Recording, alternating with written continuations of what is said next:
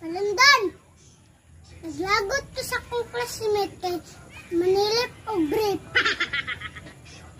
Manilip og brief imong classmate? Oh, Bastos man taon ng botang nga na. Bastos tong bataan na. Yung sa may gibuhat nimo. gibo na kong brief. Ibutang na ko sa kong bag.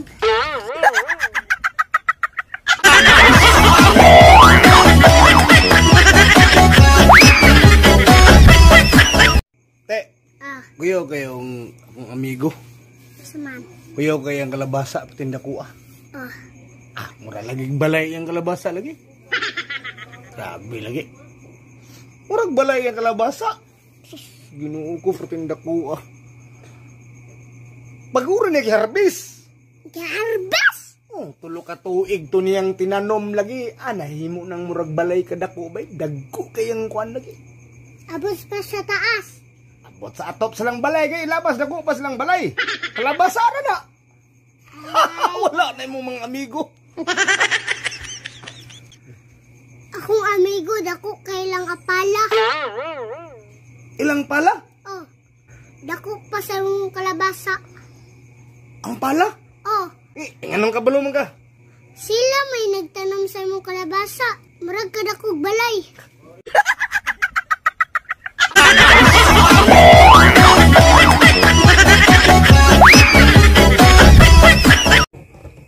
Don, Oh, ako pangutanan nimo. saman. Say prutas, taas pa sa adlaw.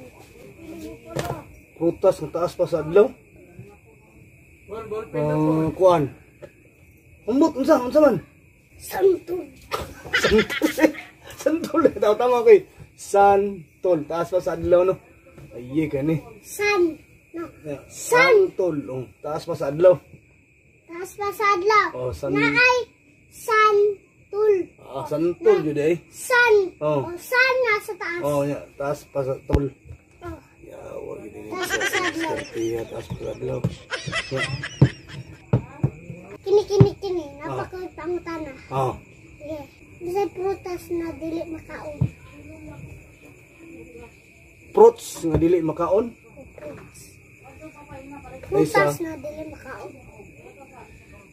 Unsa man? Fruit stand. Hindi na makaon. Bigya.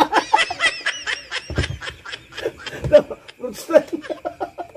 Sige, kini. Napakawit pangutana. Oh, sige. Bisay fruits na baho. Fruits nga baho. Unsa man? Utut. Prutas din ang utot. Oh. Ngano man?